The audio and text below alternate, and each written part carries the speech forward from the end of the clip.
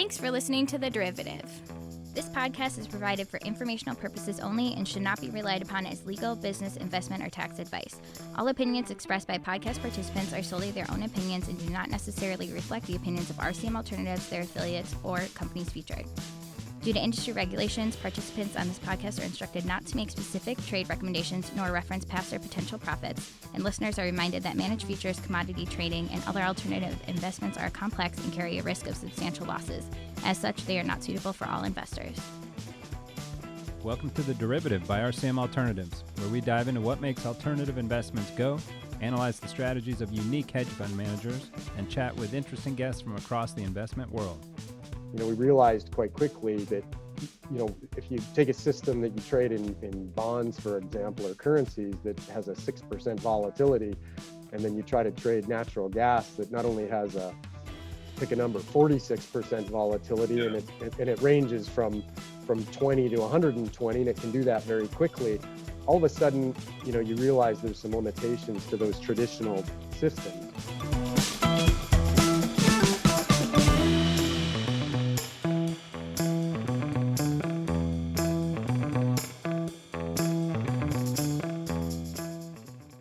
Hello, everyone. We're heading up into the Canadian wilderness today to talk alts, oil, trend following, and more. You don't hear of too many hedge fund shops located in Canada, much less Calgary or Alberta. But we've got one with us today, and Tim Pickering, founder, president, and CIO of Auspice Capital, who returned to his roots and set up shop right there in Calgary, away from the hustle and bustle of New York or London or Chicago. And Auspice does a lot of things well, and Tim looks at this industry and his own investment models in a quite unique way, in my opinion. So excited to dive in. Welcome, Tim. Thank you for having me. Thanks for being here. So I mentioned Calgary in the intro a little bit, perhaps overly so, but you're actually today out of the city at your lake house, right? Where's that? We are I'm about 3 hours west of Calgary, in the East Kootenay region of British Columbia. So right in the Canadian Rockies. You go through Banff and Kootenay National Park, and you pop out on the other side of the valley and on a lake called Columbia Lake, which is actually the headwater of the Columbia River that flows all the way to Astoria, Oregon. Got it, which is where Lewis and Clark eventually ended up in, right? That's right. The Missouri didn't work, and they ported over to the Columbia. That's so right. To me, a Canadian lake's got to be freezing cold, but you were saying it's not actually warm. Yeah, it's we're in a very warm area. There are fruit trees around here. It's a very warm valley, despite being in the Rockies. Lake warms up to 70, 80 degrees in the summer, and a beautiful place to spend time. We've had a home here for roughly 20 years. And, now with COVID and being remote, we've had the opportunity to spend quite a bit of time here this year. That's awesome.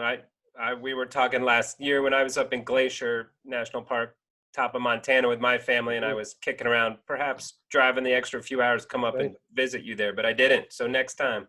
That's right. Well, yeah, if they ever open the border up, Montana's just a hop, skip, and a jump, about 2 hours south of me here. And not even 2 hours, but an hour and a half, I guess. And very easy to get down into that area. Beautiful part of the world. Know it very well. Agreed. Very beautiful. So tell us a little bit about Calgary and Alberta. It's big ag and oil and all the rest, right? Cattle. Yeah, all of those things. I'm originally from a farming family out in the Canadian prairies, east of Alberta in the province of Saskatchewan. Came to Calgary very young, and went to university there. We are on the eastern side of the Rockies. Think of Denver, very similar.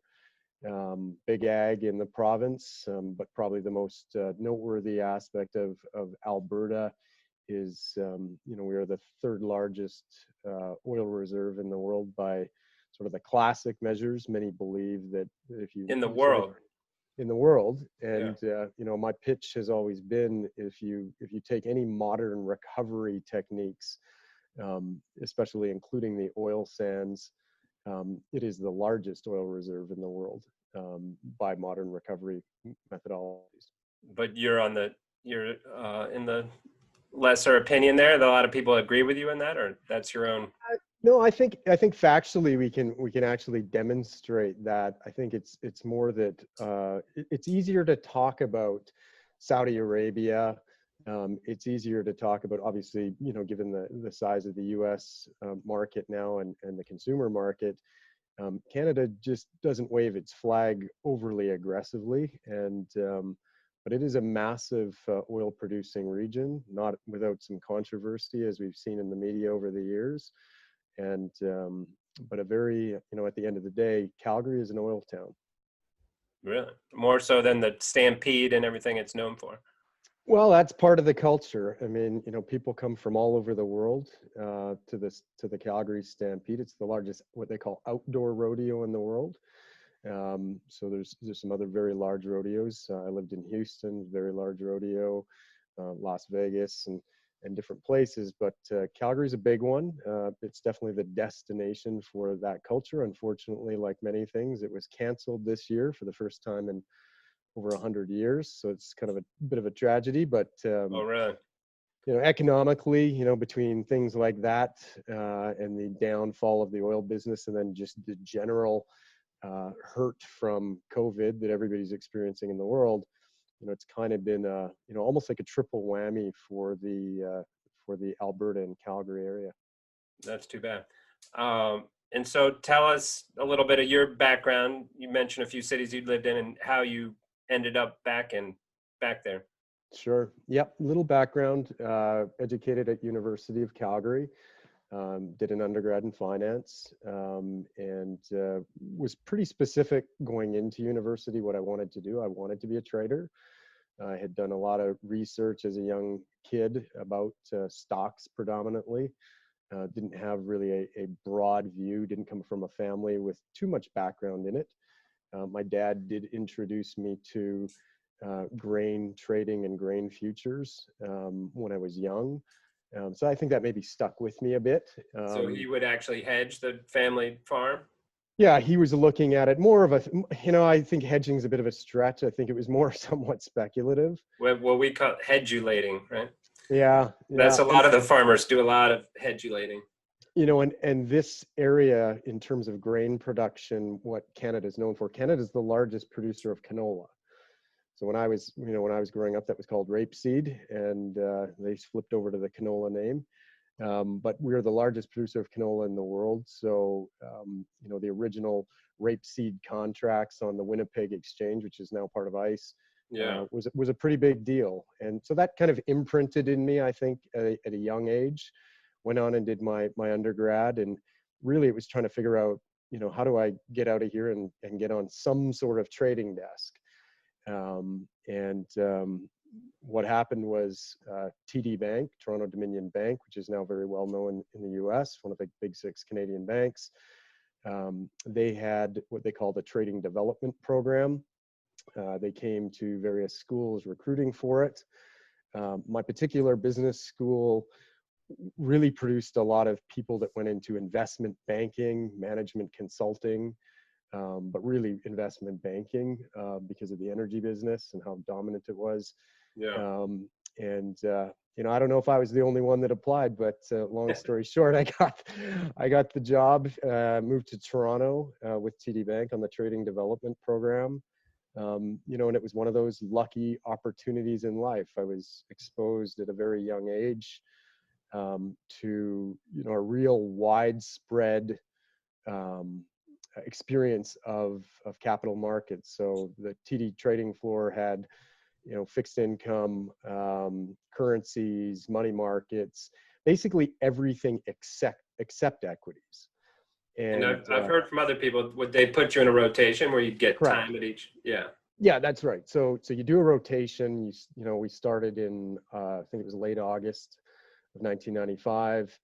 Went through the rotation, and the hope, after you go through all these different desks, and not all the desks, by the way, are trading. Some would be on the sales side of that desk, but they give you a balanced experience, and really they're looking to see what your aptitude is, and honestly, you're mostly trying to figure out what your own aptitude is.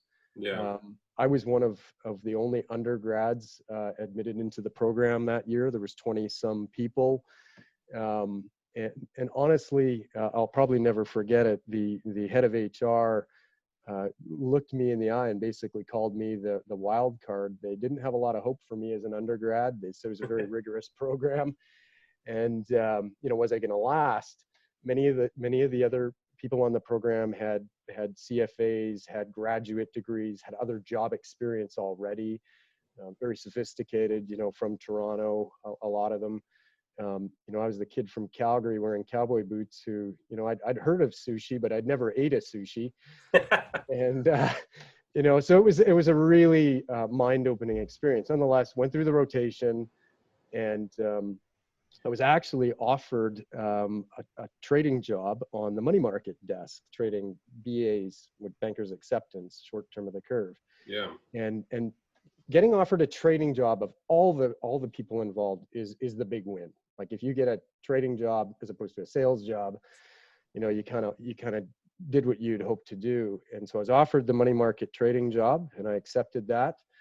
A couple days later, the head of trading came yelling my name across the trading floor. I mean, again, very large bank trading floor, hundreds of people.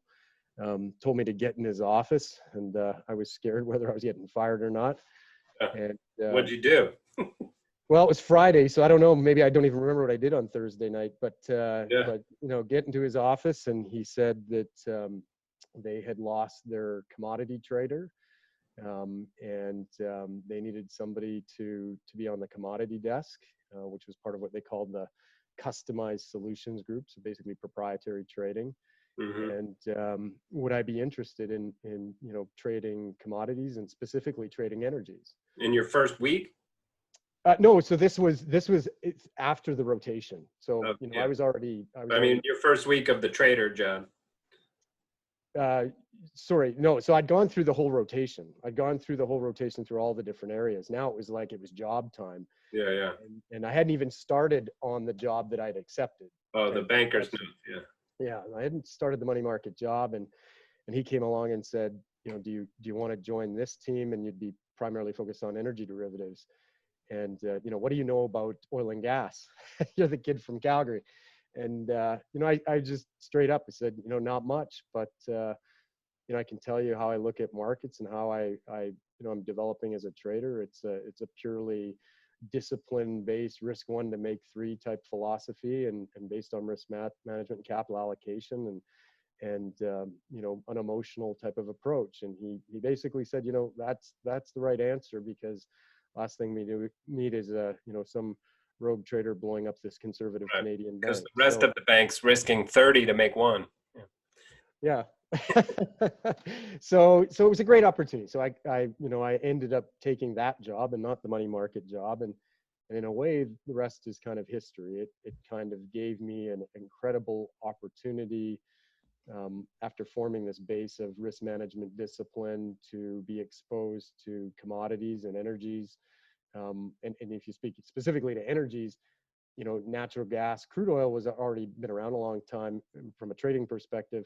Natural gas was the Bitcoin of the time. Yeah. Very sexy to trade, very volatile. And so from a trading perspective, it really was an exciting area to really launch my career. And we've written was known as the Widowmaker back then, right? Yeah, lots of stories. So then you parlayed that into a job with Shell, was it? Yeah, so I stayed with TD for 4 or 5 years in Toronto, and then Shell, what they called Shell Trading division, approached me to come and focus on option trading, primarily natural gas, again, because it was the volatile market, but all energies, and come and trade options for them, again, primarily from a proprietary market making perspective. So I reported to a Houston-based team, but I ended up moving back to Calgary, which was kind of not the plan. Wasn't really looking to get back to Calgary that quick. But it was, again, an incredible opportunity. So went back to Calgary, trade for Shell, and the opportunity really with Shell was trading the energy markets now with this sort of disciplined base that I had, and trading it in size. And are they trading around their own book, or was it like you have a budget and trade within this budget, and if whatever money you make is good? It's a great question. So what they did was the E&P side, or the exploration and production side of Shell, like many oil companies, that's a separate business. What they did was they split out a trading and marketing business. And so the idea is to market energy, not only for Shell, but many of these smaller producers that don't have a trading and marketing division. Right, and marketing, for anyone who doesn't know, in the ag and oil space means basically selling the producer's crop or storage. Yeah, production. Yep, that's right. And so in that case, that's what the entity is set up to do. For what I was hired to do was basically to trade the energy markets, but I didn't have clients. So there was nothing really I was providing. There was a little bit of hedging business that we would go after for the other producers, but it really wasn't the focus. The focus was purely proprietary trading and trading Shell's capital. I didn't have, in the sense that I wasn't a physical trader, so I didn't have a storage optionality to it. I had to go create my own optionality with calls and puts. So a lot of that was OTC, some of it obviously on exchange, but we were purely prop traders looking to provide non-correlated returns to the Shell energy trading business. And you weren't just reading charts and coming up with discretionary trades, you started to build models around it? Yeah, so I really developed two core paths coming out of TD that then developed further at Shell, and that was trading an option portfolio, and primarily being a market maker around optionality in the energy space, and then developing systems to really at the end of the day follow trends in the marketplace. And that started when I was at TD. There were other people that used systematic trading at TD, but they did it in the financial markets. And so when I joined the team there at TD, it was an opportunity for them and for myself to explore doing that with these volatile energies. And that really proved to be the formation of everything we've done that became Auspice, because we realized quite quickly that if you take a system that you trade in bonds, for example, or currencies that has a 6% volatility, and then you try to trade natural gas that not only has pick a number, 46% volatility, and it ranges from 20 to 120, and it can do that very quickly. All of a sudden, you realize there's some limitations to those traditional systems.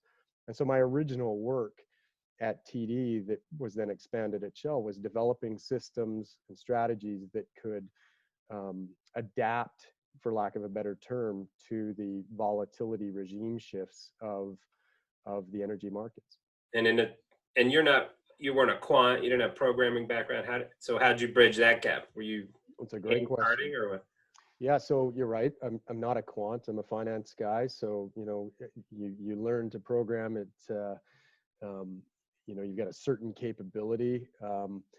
The next step for me was getting out of spreadsheets and getting to real programming. Well, that was some applications, tools like TradeStation, at the outset. Yeah. But the real shift for me personally, and this is where kind of the dawn of Auspice was in the fall of 2000. So I'd been at Shell for roughly a year.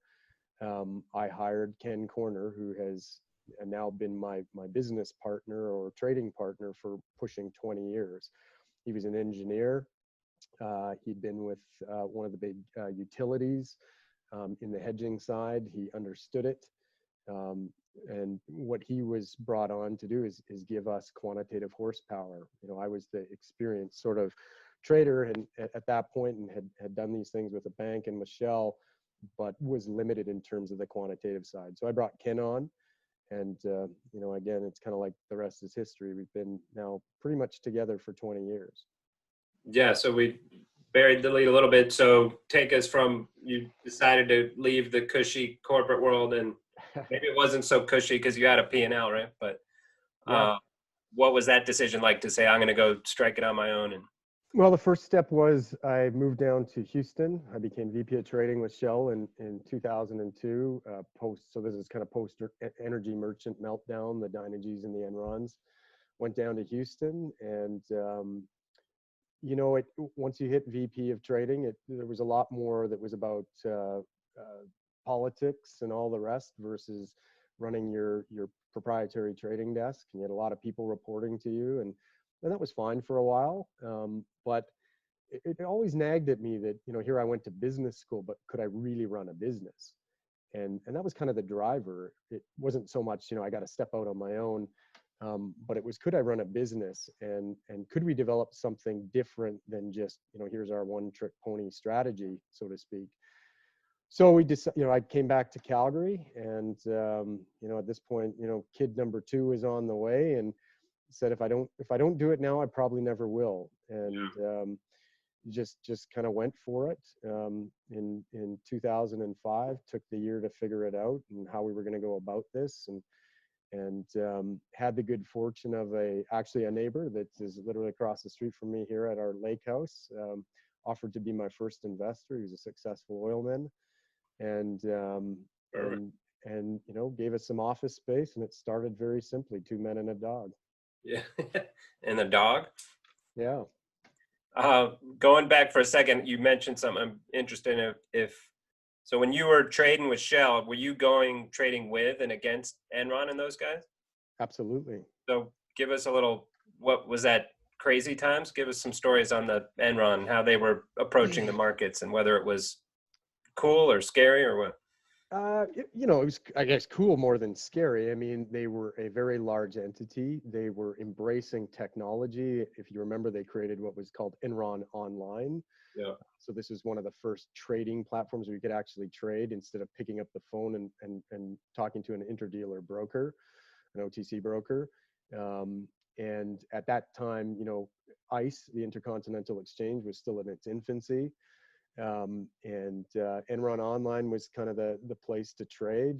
Enron was trading everything, and they were trading it big. And we had people that had left our shop, and I had friends from school that ended up going to Enron. And the peculiar thing to me was always, how is it that every trader I know at Enron, how is it that they're all making the most money? Yeah, right. Couldn't quite figure it out. And I kind of have a philosophy in life.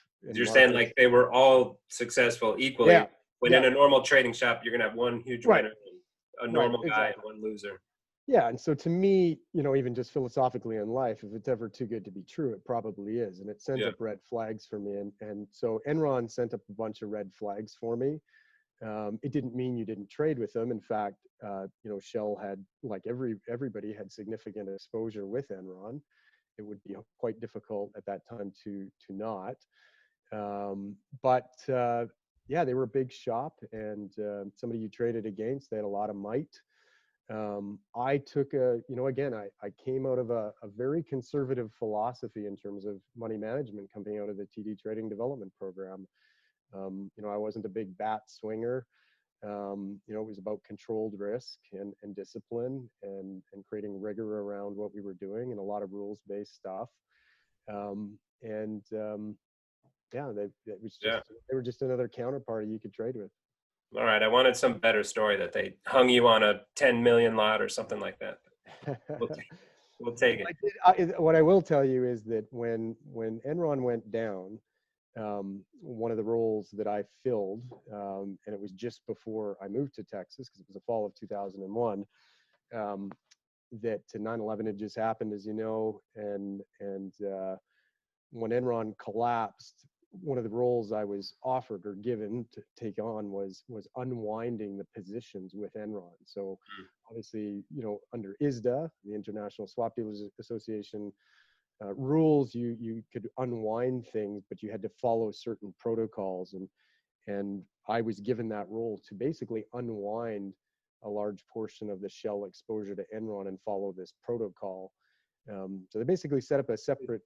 They were in essence bankrupt, and the counterparty was gone, but there were still assets there. So correct. So you had to go through a process. They set up a mini trading desk, and put a lawyer beside me, and you had to follow certain protocols, and net Shell came out positive. But again, it was a crazy time, and most of the stories that I could tell you about Enron and the people aren't probably appropriate for this podcast. Oh, for sure. My favorite story of all that, when Amaranth went bust and Citadel had they agreed to buy their book, but before they signed, they had already offset all the positions. So they just, as soon as they signed, they made $1 billion on the shuffle. Yeah, on the shuffle, right? On the shuffle, and yeah, I mean, there was a lot of that going on at that time. I mean, because again, it wasn't just Enron. Dynegy went after Enron, and then they went down. So, I mean, it was a real mess. Having said all of that, you got to remember the time frame. 9/11 had just happened. Great tragedy, enormous volatility. Then you had the merchant energy meltdown within months. The volatility in the marketplace was enormous, and that created enormous opportunities. Got it.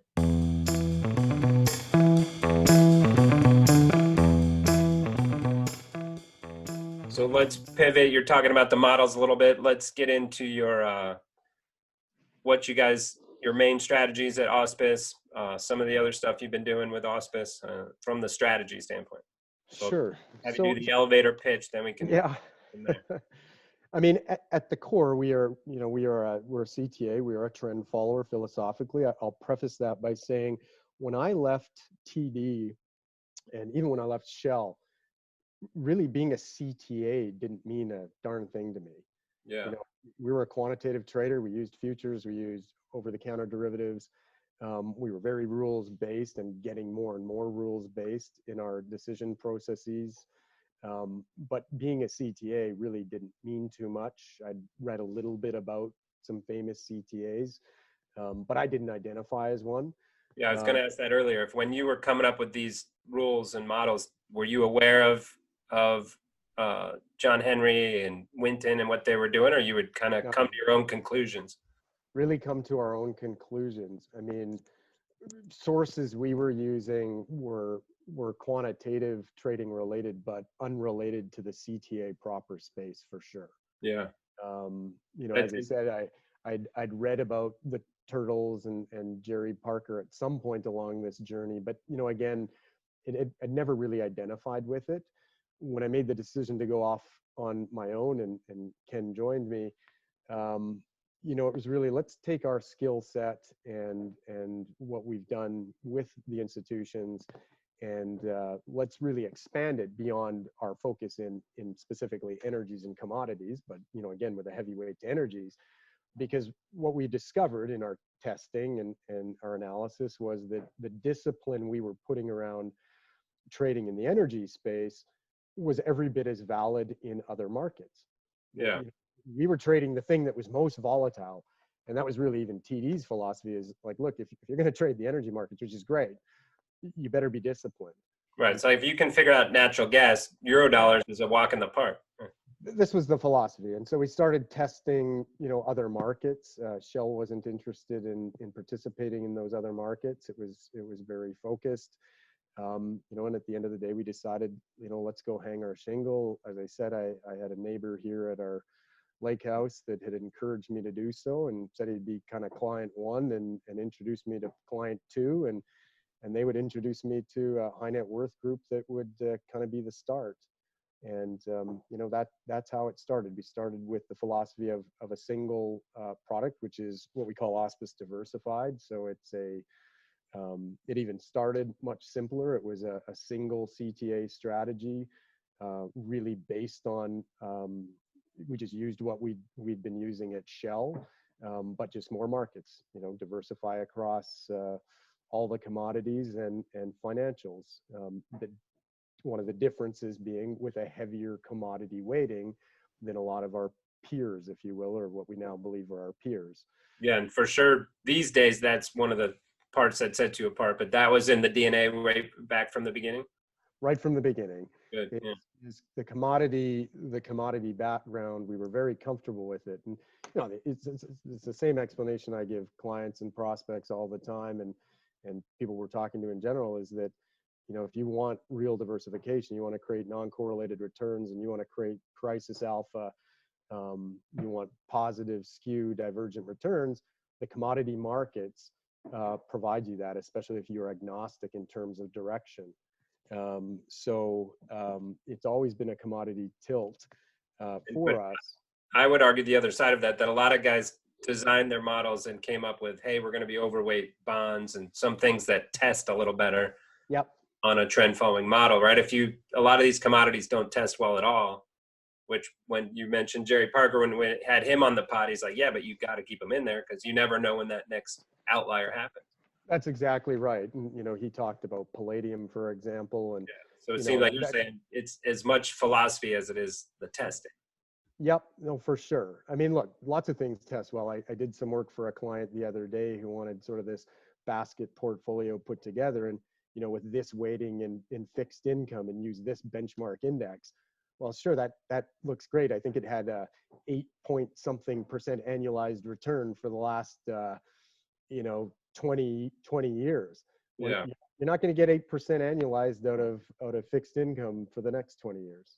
And mathematically not going to happen. And my dad's favorite line that he's told me is, nobody ever lost money on a spreadsheet. Yeah, that's right. You're doing that test. Of course, you're going to come up with a good number. Yeah, there's no bad back test. But, again, everybody will give you the pitch. I mean, we try to take a very disciplined approach to back tests and what we learn out of it. But commodities have always been part of that. And for the simple reason is, the diversification within the commodity landscape is so massive. The diversification even within subsectors like grains or energies is massive. Natural gas and crude oil are not the same thing. And so, there was just no doubt about it. We were going to stay tilted towards commodities.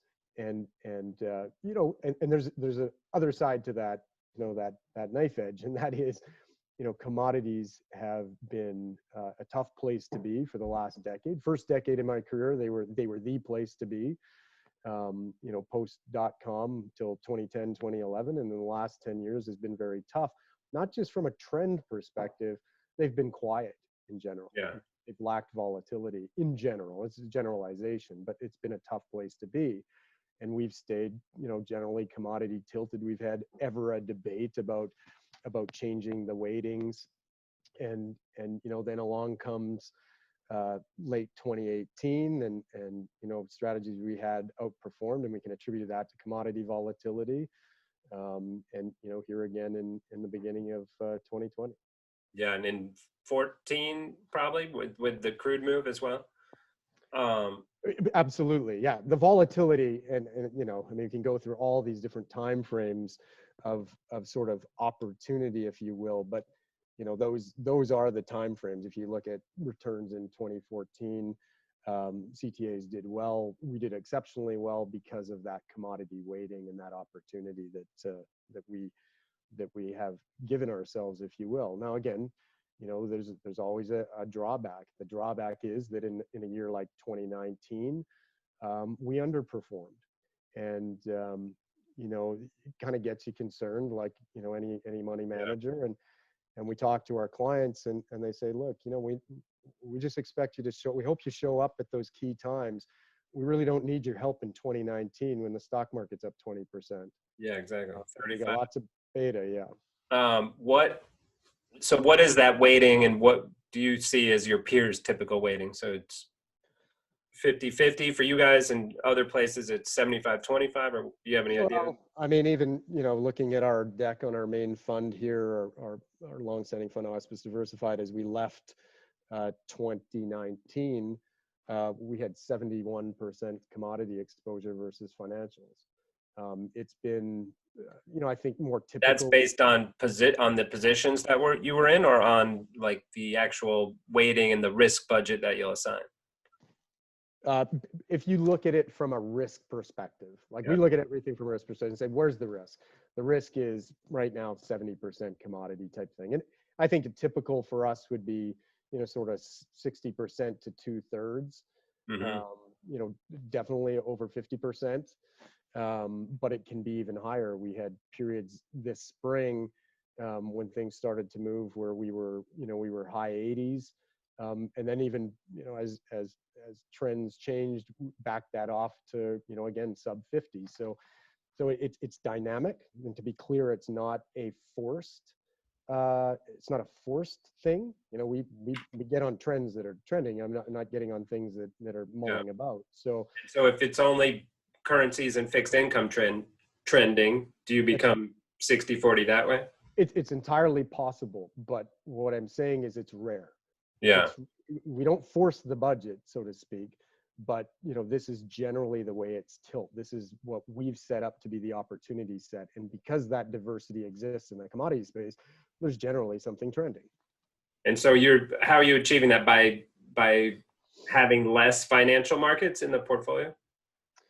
Well, there's definitely less, but there's also just a less weighting, sort of a less of an opportunity. Even if we had all the financials on, there's less of a weight and less of an opportunity for those. And markets. So that would be like, I'm going to risk 0.5% on a commodity trade and 0.25% on a financials trade. Yeah, the way we look at it is we basically break the world down into 7 sectors. There's 4 commodity sectors: energies, metals, grains, and softs. And then you've got currencies, equities, and bonds and fixed income. And so even if everything was on, you're 4 to 3. Equal weighting. Yeah, you're 4/7 of the risk to commodities. And I mean, that's kind of a little bit of a pie in the sky explanation, but it gives you an idea of the sort of the way we look at the budget. And then you don't have concerns on some of these softs markets that there's not enough liquidity or volume or things of that nature?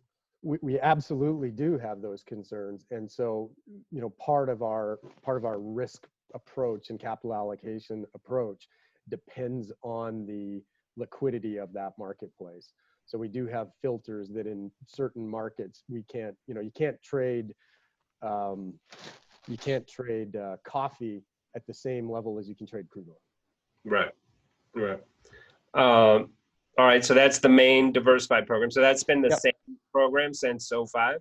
Yeah, I mean, same at a whole. I mean, it has evolved. And what I'd say in terms of the evolution of it is it's become basically the melting pot of all of our strategies in general.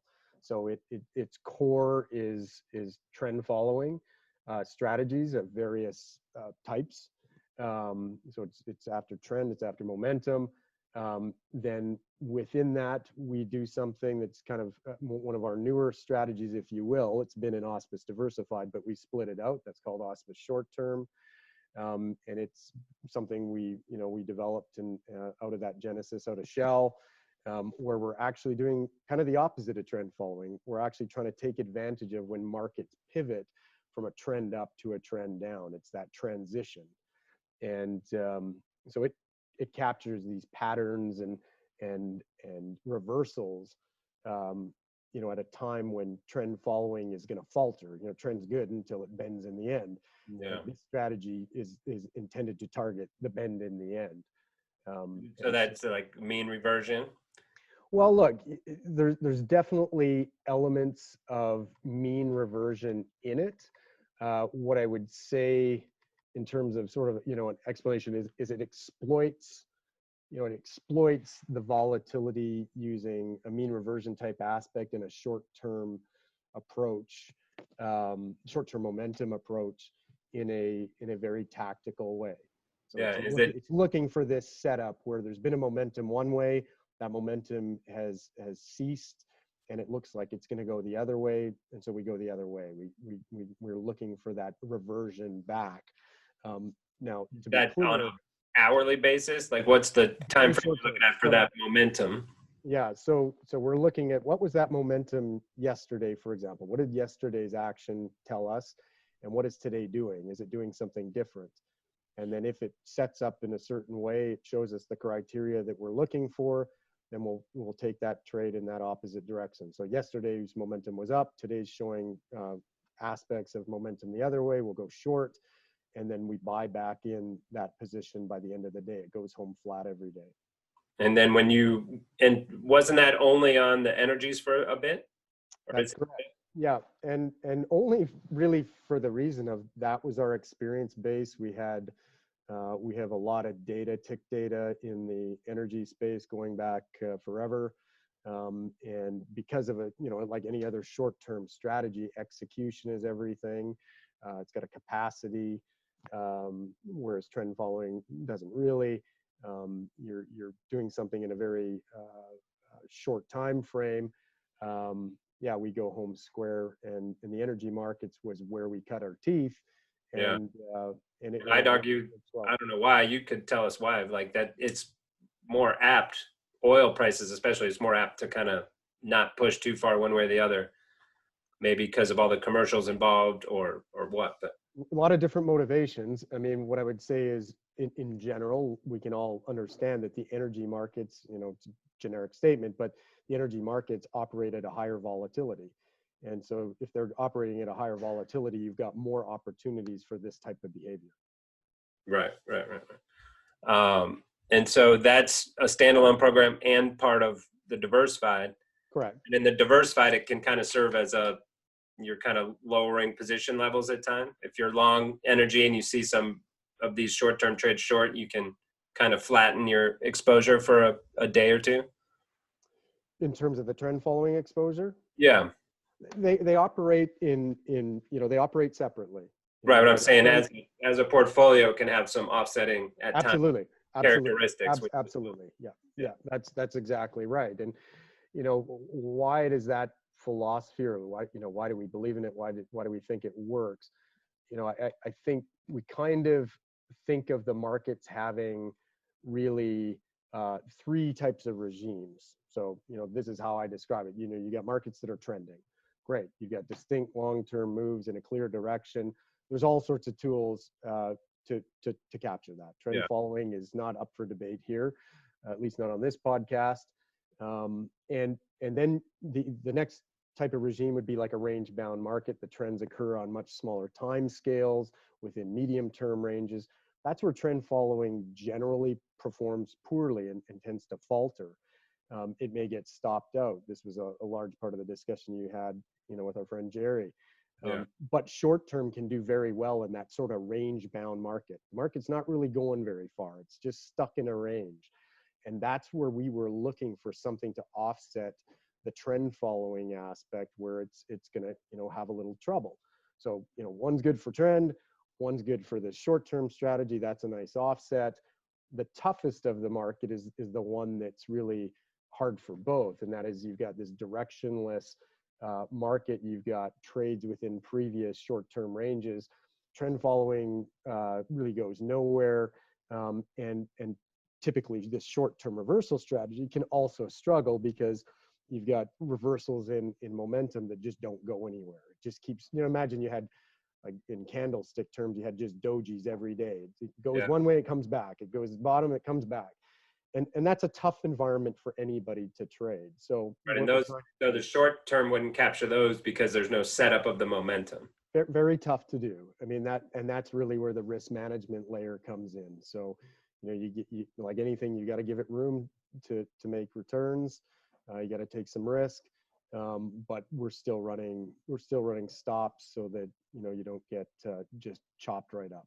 Yeah, and it feels like that scenario's been prevalent for most of the last 5 years across financials, across different things for short term, especially because some of the more famous short term have not done so well. That's right. Yeah, and so when we look at the environment, and people keep asking, and it's not that it's going to change tomorrow, but the energy markets, even at times, and we've gone through periods in the last 5 years, by the way, that the energy markets just tightened up and weren't going anywhere. We're in one of those spaces right now.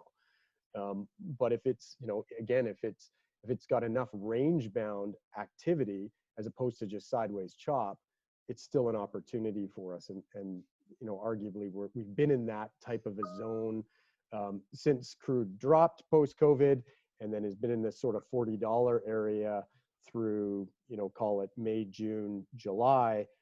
That sort of back and forth range bound activity has been good for the short-term strategy. Good. All right. So we got diversified, we got short-term. Anything else in the quiver? Yeah, well, the one thing about Auspice is we're a pretty busy shop.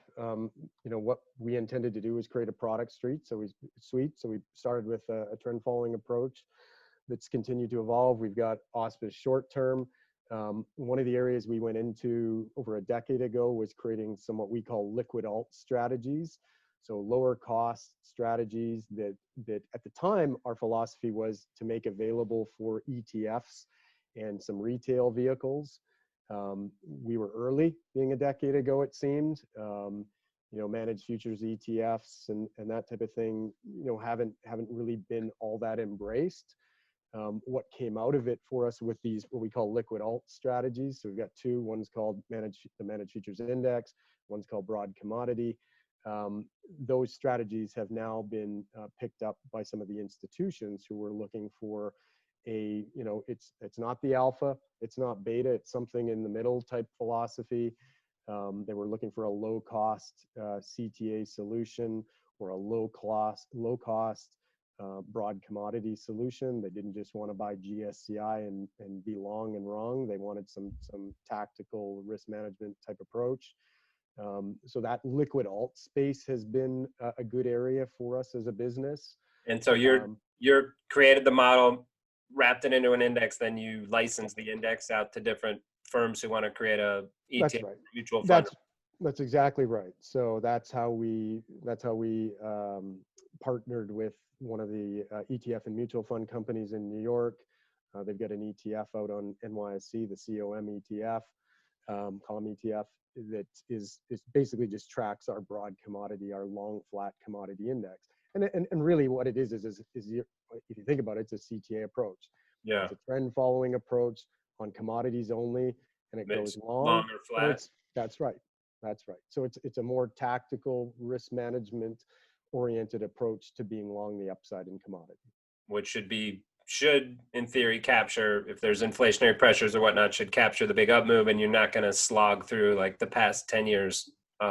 That's right. Well, I mean, at the end of the day, like the one thing we have to accept is that commodities in general have had a poor decade. Yeah. So, in general, if commodities are going down, this strategy is long or flat. So it's still gonna, suffer in one sense. Right. But it's not going to have the same downside as a long only Bloomberg commodity or GSCI. Right. Should have less downside. What have you experienced with clients and with what this group's telling you of people used to have, right? I need 5 or 10% in commodities. It seems like that's been taken out in body bags, right? Of that strategy institutionally wide. You think that still exists out there, or are people smartening up and saying, hey, I need a dynamic commodity allocation? Yeah. So the quick answer is the latter is it's been a very tough space, and you're right. A lot of people, especially retail, has written that off, which you can understand. What we're seeing is more and more institutional players and larger retail, so say large independent RIAs, starting to look for that allocation. And it's not going to be a massive part of their portfolio. Like maybe it's 5%. Yeah. But again, if you're going to go into the commodity space and that's not your expertise, you can go pick a commodity and bet on one thing. And we surely don't advocate for that. We believe in a tactical risk managed approach, and we know trend and momentum works. How does it spread the market exposure? So a lot of these commodity indices are really just crude oil indices in disguise, right? Yeah. So our broad commodity is a basket of the 12 most liquid commodities, the things you'd expect. And again, we're not long all of those 12. If a commodity market shows upward momentum properties, we'll be long that commodity, but we could be in cash for the rest of the portfolio. Was they long gold right now? That's right. So, this year started where, gold was the only thing. We actually have currently in that strategy, just out of interest, about 75% of the opportunities are on. So it's been a big shift since COVID hit. Yeah. Wow. Cool. And then any other strategies we want to talk about?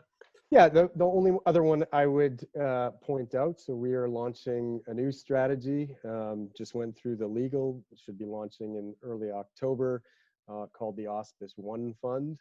And really, what is it? It's basically a full CTA overlay on a traditional, a traditional portfolio of fixed income and equities. And even on the fixed income and equities side, using some passive approaches, but in general, accepting that we understand something about trend and momentum and having that overlay where you're overlaying trend and momentum on that traditional portfolio. And really, why are we doing that? Well, because that's how we manage our own money. We all want equity upside. We don't want the big crash. On top of that, we know and we believe that there's sort of no better combination of sort of a traditional portfolio, and especially even just equities, and a CTA approach. And the benefit is, for Auspice, as an example, we run a margin to equity that's less than 10%. So what do we do with the rest of that capital? Well, we can take that capital and generate a traditional portfolio and put it all in one solution. And that just came about from various investors coming along. Not the institutions, they go and do this exact same thing themselves. But whether it's a high net worth individual, any retail person, family offices saying, we want that downside protection of CTA, but we also want to participate on the upside. We want to smooth it out. So why don't we just put that all in one thing? So we call it the Auspice One Fund. It's about to launch first in Canada, and then hopefully we'll find the right distribution partner in the US. And that'll be managed accounts could do it as well? At this time, it's in a private placement commingled fund structure. But theoretically, yes. Yeah. With those, always, and you and I have talked a lot about these things with those caveats in terms of what's the right size for that managed account. Yeah. That you can properly diversify. But that whole concept is interesting, right? That's really taken off in the last 2-3 years of, and it used to be, I was on the other side of like, you can do the equity piece on your own. You don't need me to do that. Like I'm providing this alpha and this diversification as a trend follower, just add that on in the size that best fits you. Yeah. It seems like it's pivoted to, okay, if you can't figure that out, or if you're too, right, we'll just package it and give you what you want. Like we'll stop swimming upstream and here you go. That's right. And so interesting that you brought it up that way in terms of the equity exposure. One thing I didn't mention is that our liquid alt CTA approach, so that, again, we've had it in retail products, some of the institutions, we run managed accounts for them, does not include equity indices. So that's one of the differentiators from Auspice Diversified as a CTA and what we're doing in the liquid alt strategy space. And the reason is quite simple. When we first developed that index strategy, we call it, for the retail space, say for ETFs, we recognized that the retail investor does not need more equity exposure. Right. Just, again, take out that thing that reduces that, it really reduces that risk that equity's on a big trend and then it turns around and our equity trend is going to be a drag on that portfolio. Just take it out. And then if you get beyond the retail investor and you look at the institutional investor, they've already got their favorite ways to get equity exposure in a very cost-effective way. Yeah, and when you're usually in those meetings, that's one of their first questions, right? Of like, how much equity exposure am I getting? And they're trying to do that math of whether it's worth it for the rest. That's right. And so we recognize that, and that, again, is one of the differentiators between sort of our flagship CTA strategy and these liquid alt approaches. So that's really the product suite. You've got our main fund. We've got these liquid alt approaches in CTA and broad commodity. We've got our short-term niche strategy, and then the pending Auspice One Fund.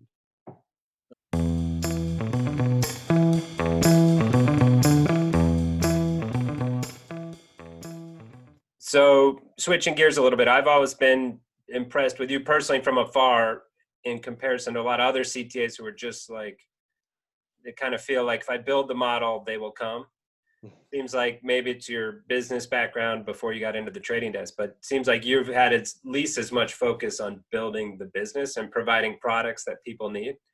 Like, talk to me a little bit about how you view that and why how you kind of view the two sides of the business side of it and the trading side of it. Yeah, I mean, I appreciate it. It's almost like a compliment there, but yeah, that's as good as it gets from me. But what I would say is that, look, I mean, part of the reason we're doing things the way we are doing them now is because we made lots of mistakes. And I surely didn't come out of the institutional trading world, one with a big Rolodex. I wasn't from the CTA space. Part of this quest, as I explained, was could I run a business? And what I discovered about myself, and I think what Ken and I discovered about ourselves and what we discovered with Auspice was there's kind of two things that get us up every morning. One, can we do something interesting and innovative and something slightly different, right? Like, don't just follow the easy path and, the world's going to continue to change. So can we develop something different and unique? And, part of our history we didn't get into. I mean, we actually launched one of the first natural gas ETFs. We did that in Canada based on physical gas. It would be back when gas was all the rage. Opened a lot of doors. Canadian oil ETF, right? That shut down. That's right. We did have a Canadian oil ETF, and again, given everything that happened through COVID, the economics didn't make sense. ETFs are a narrow margin business anyway. But can we do something unique and different? And is it going to make us a ton of money? Well, I'm not sure. Like, an ETF generally doesn't. Okay. Yeah. But what does it do? It opens doors. And when we went down the retail ETFs path with first Claymore and then Horizon ETFs and now with Direction in New York, what it did was it broadened our horizon. It broadened our understanding of the business. It broadened our client base sort of by accident. And so from a business perspective, you started to get it. So first thing is do something interesting and innovative. It leads to other things. And then the second thing, really me discovering about myself, is the relationship side. As managers, we all have numbers, and you got periods when you perform and periods when you don't, and periods hopefully when you outperform your peers at the right time. But when it really comes down to the decision, I really believe a lot of that's going to be based on relationship. And going down this path and running my own business has been the most enriching part of my life in terms of meeting great people. If you're just sitting on a proprietary trading desk at a bank or at an energy company, your existence is fairly narrow. You're there to do one thing, and that's generate returns and get your bonus and go home. And that's fine. It just wasn't for me. I wanted to meet great and interesting people. I wanted to do something that hadn't been done before. And that's really the quest that Ken and I have been on. And I think really the one that, despite being a boutique size firm and we've been around quite a while, it's really what led, which is probably one of your next questions, to the strategic partnership we just formed. Yeah. And I'll just add to that. It seems like you have a willingness to fail too, right? And not be embarrassed, for lack of a better word, of like, what the heck are they doing? Yeah. Running some Canadian oil ETF, stick to your knitting, right. Stay in your lane, all those derogatory statements of like, hey, no, we're trying to innovate. We're trying to be a real shop here. Yeah. I mean, look, you got to take shots. It's no different than, how we trade as CTAs. It's a risk management effort. We're wrong more than we're right, but we pay winners to losers. You've got to be willing to try things. And that expands your network. Despite our Canadian crude oil ETF not doing exactly what we wanted, it opened so many doors for us that we could have a whole nother conversation on. Yeah. We learned a lot. Is it a distinct process within the firm, or is it just kind of as these things come up and you weigh, let's go for it or not go for it? Or you have a process of like, okay, what's our innovative product next year going to be? We are long ideas and short time in people. Yeah, like the rest of us. Yeah, so we're creative guys, I guess, at the end of the day. Ken and I always joke, like, both of us come from a bit of a musical background, and it just seems we're always trying to find some way to put a square peg in a round hole. And that's truly what drives us. And once you get a taste of sort of the fun around an innovative thing, you kind of look for that, and so you're always throwing ideas at the wall, and sometimes they're right in front of you.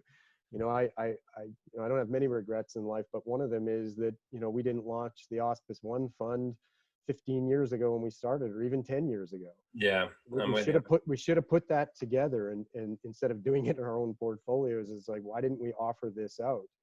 Well, I think I think for some unspoken rule at the time was like, no, you just do what you're good at. It's like stay in your lane, Yeah. right? But like, Stay whoa, in your lane, and you you do try the to hard part and let the others do the easy part. Like, well, exactly like well you try to attract, and we don't spend too much time focused on this anymore, but you try to attract investment advisors. They've got that part. They're missing these divergent, yeah, non-correlated, positively skewed returns. We'll focus on this. The problem is, especially in the retail space, is what we do, the return stream being divergent, is it's a bit inhuman, right? Remember that equity returns and convergent returns, they grind higher in this low volatility way, and every once in a while they correct, and everybody can rationalize it and come up with a reason, and we can all forgive it.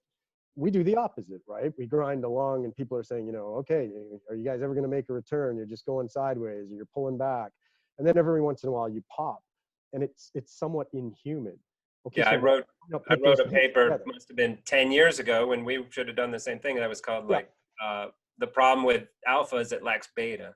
Yeah. It was somewhat tongue in cheek, but that is the problem. Like if they're in the flat period, they don't have anyone to talk to at the cocktail party or what's going on and commiserate. It's just like, I'm Yeah. just seeing this thing on my statement every day. It's pissing me off.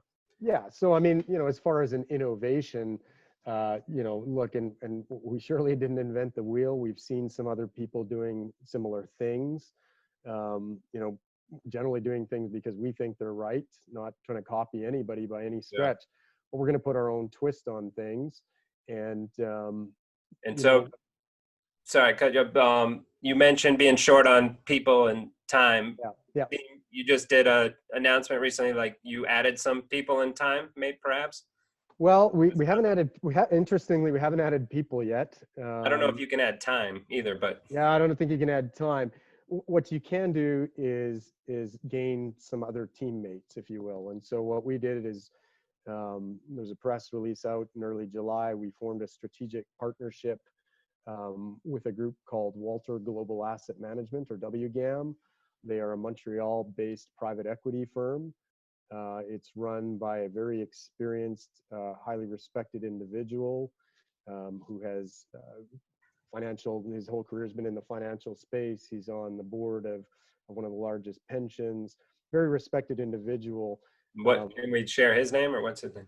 His name's Sylvain Brasseau. It's no secret. Yeah.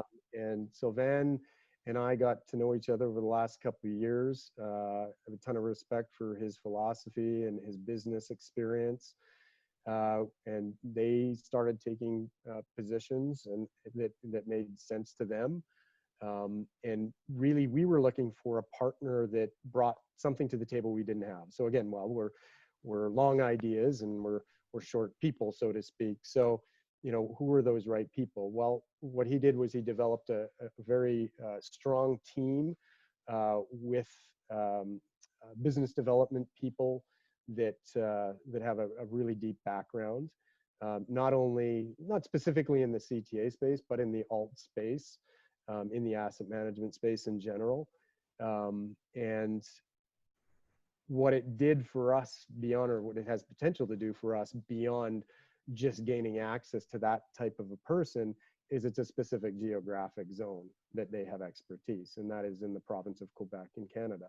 Mm-hmm. So the province of Quebec in Canada is distinct in many ways, not only the French speaking, but there are a significant amount of large institutions. Parlez-vous français? Un peu, meaning tiny bit. Yeah. But Me no, too. I mean, that's unfortunately not my strength. And so, here we basically broadened our scope. It's not just a Canadian thing by any stretch, but could we essentially expand our global relationships, those in Canada, those in North America, beyond, while still respecting what we do at Auspice as a manager. So the idea is to help you scale, That's right. both in Canada and elsewhere. Yeah, I mean, and I think that CTAs in general are like this. Our capacity at Auspice and our scalability as a business is significant, and we've been at a certain level for a while and continue to develop products, and we have capacity, and how do we broaden our reach in terms of clients and relationships. Yeah, and we've even put you in front of institutional investors before, and we're like, here's an emerging manager, and they're like, they've been around for 15 years. I'm like, well, but it depends on your definition from an asset. That's right. Or this new program has a short track record. So there's always that weirdness. So that's interesting because, I've debated this with many people. I've even talked at some of the conferences and said this, look, in my view, an emerging manager isn't one that's, been around for 6 months or a year or 2 years. In my view, an emerging manager is one that has the ability to get to the next level and really bust out, and has the capacity and maybe has the skill set and the track record to get to the next level, to really emerge from where they are. And so, part of our I think it needs to be separated from startup manager, right? There's like right. startup managers, then that's they're right. Exactly. Emerging. Yeah. We could spend a whole week on that. And then, so what did it look like? Did they, it's a straight partnership, or they took ownership, or you still have control? What are all those pieces? Yeah. So they, it's in the press release. So again, this is public information. Yeah. We'll put it out on the show notes as well.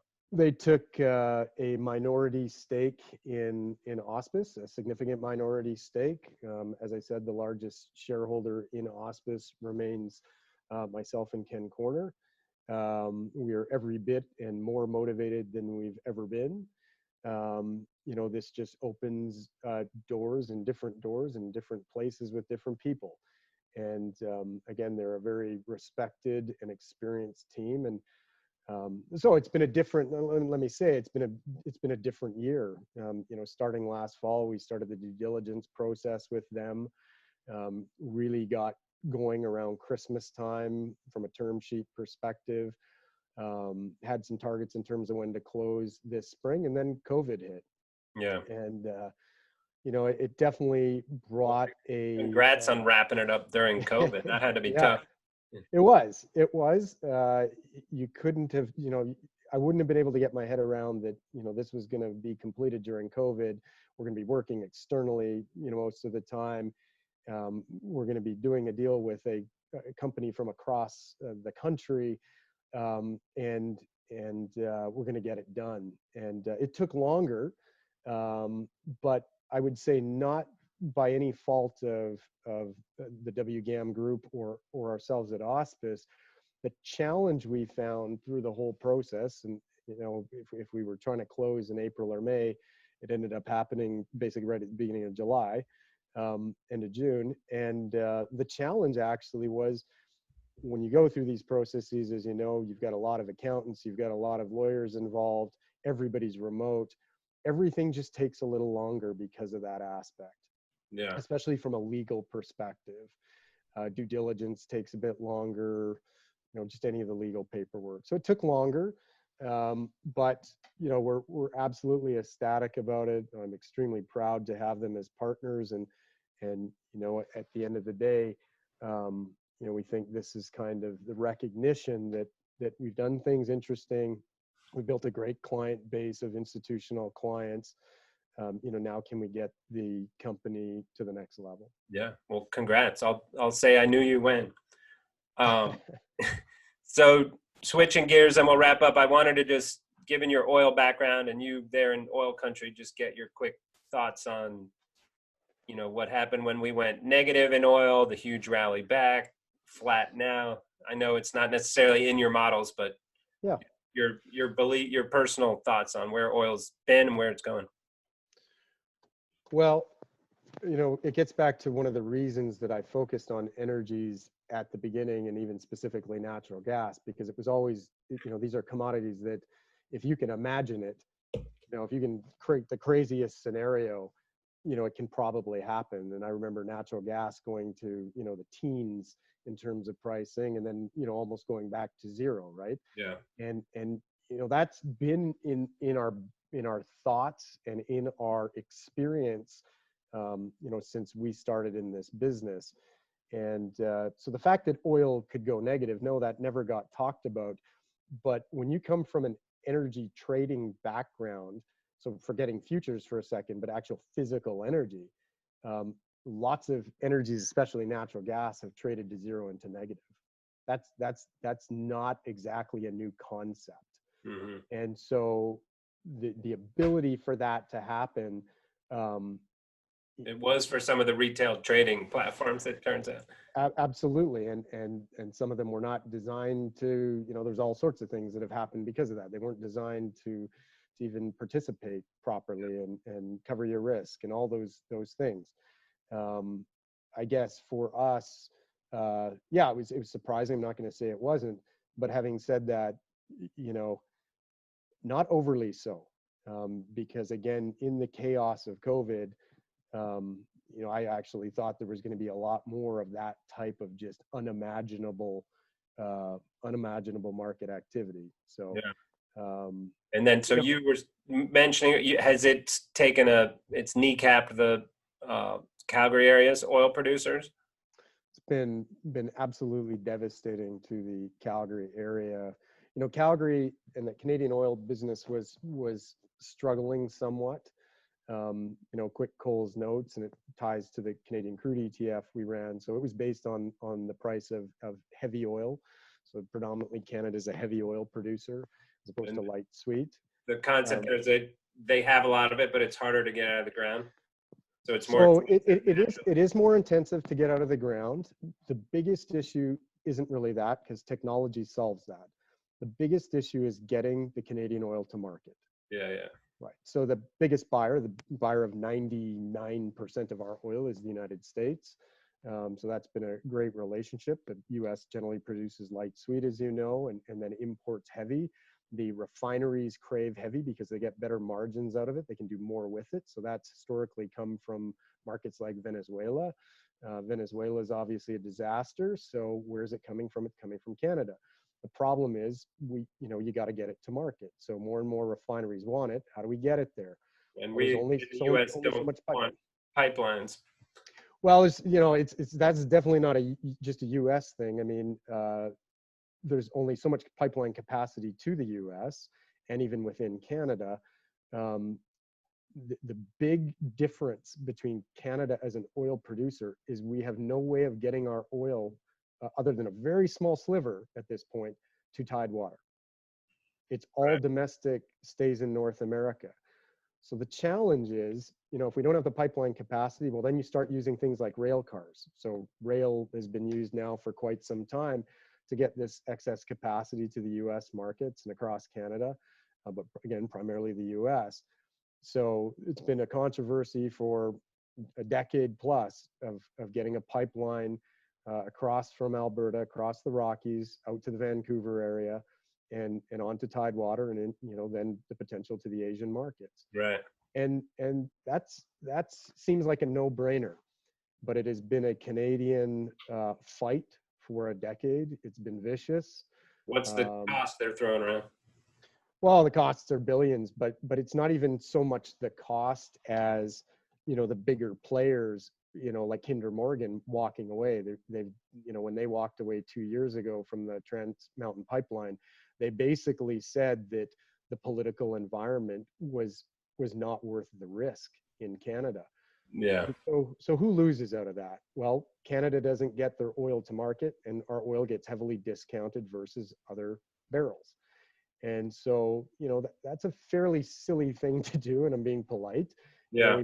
We made the decision. We're a resource producing country. We made the decision to extract a resource, but we don't have the ability to get a global price for it. And we've got one client for our product. Right. It's almost like you should have just left it in the ground then. It's the most idiotic thing. So back to your question, how's Calgary doing? Well, you've devastated for sure the mid and junior size oil companies. The bigger ones will survive, but it at the low prices. And then remember, so it's not just $40 WTI, but then if you discount $10 or $15 to get to the price in Canada, well, you're not at an economic level. So this has devastated the industry in Alberta. The environmental push from Greta on down has put a lot of pressure on it. The Canadian banks have generally funded the oil business in Canada and other foreign banks, and they've got. Are they walking away? They're walking away. What, And lost my train of thought there. Sorry, go ahead. well, I was just gonna say, so, it's put an enormous pressure on the energy business. And again, coming back to one of my first comments, Canada is not a small oil producer.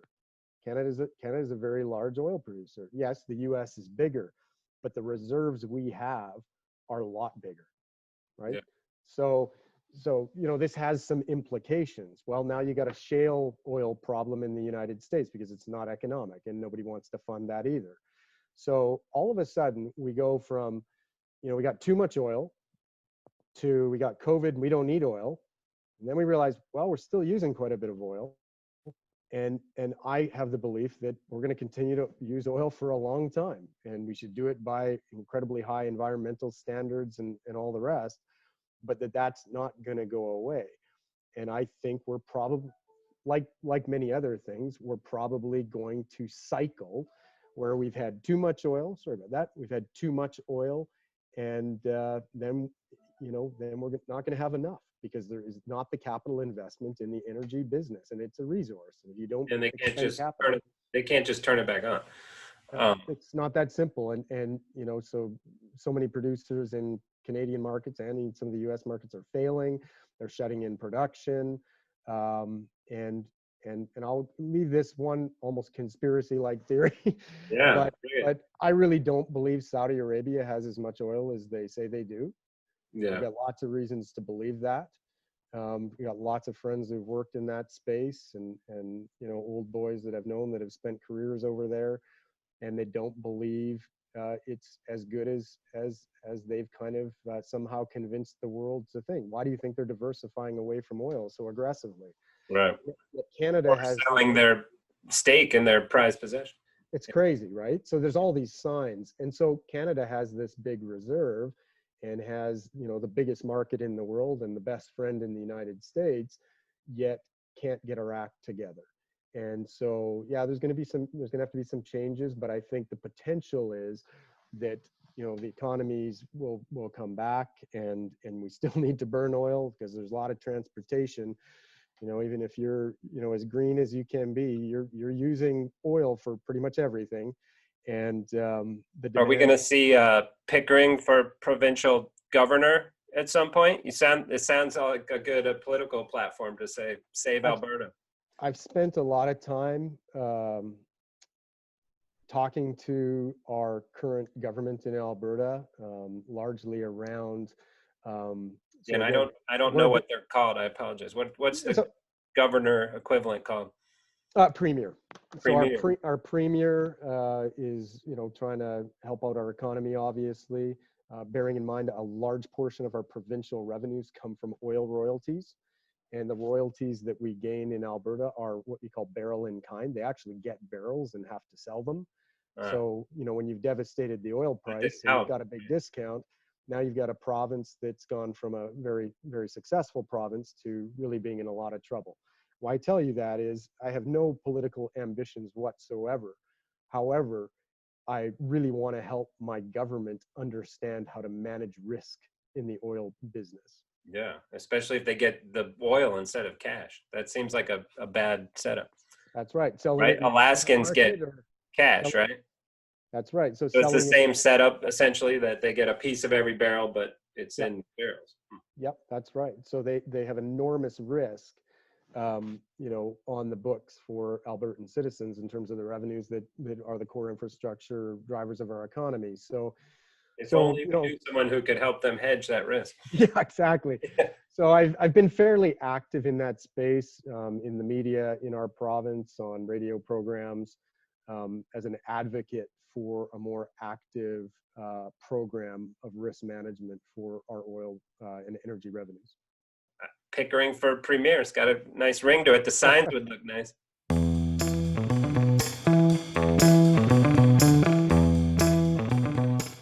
Go on to finish up with our favorites. Get back to some of your personal side, then we'll be done. Sure. Favorite Canadian food, tradition, spot, something Americans don't know about. Takeaway spot. Favorite Canadian food or tradition? Favorite Canadian food. Are there any? Poutine? Yeah, I mean, I think those are the ones that come to mind. I have to think about that for a second. I mean, All I right. think I would say that Canadian beer probably takes the cake. Yeah, I could agree with that. What's your favorite Canadian beer? Labatt's? Is that a fake? Oh, I would say just Some point local to, stuff. yeah, no, I'd say maybe like Molson Canadian. Yeah. All right. Favorite American city?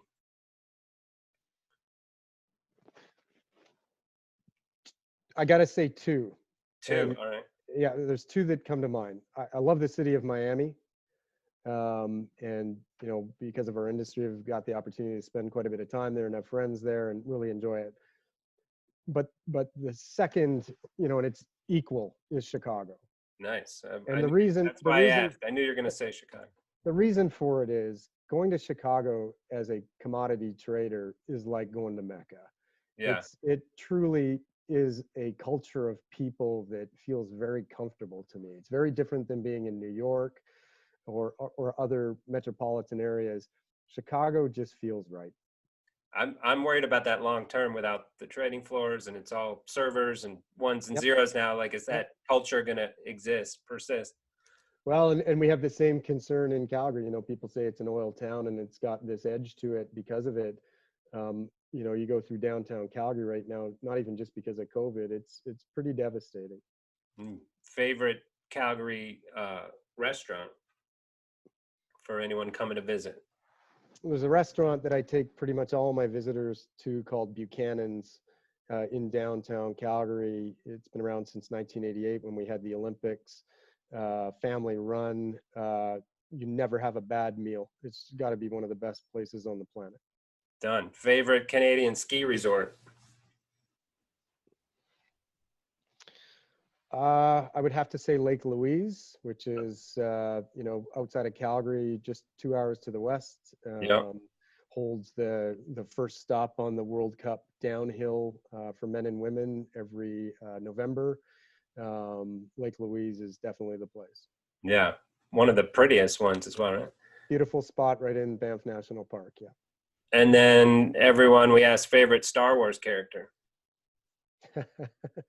Are you a fan? I'm a big fan. Nice. I'm a big fan.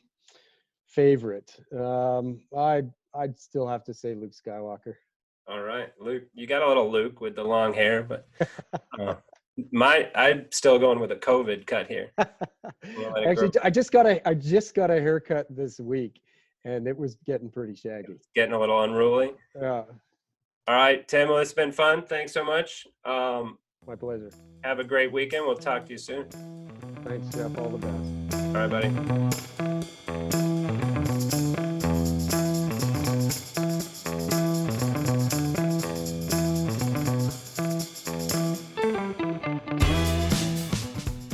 You've been listening to The Derivative. Links from this episode will be in the episode description of this channel. Follow us on Twitter at RCMAlts and visit our website to read our blog or subscribe to our newsletter at rcmalts.com. If you liked our show, introduce a friend and show them how to subscribe. And be sure to leave comments. We'd love to hear from you.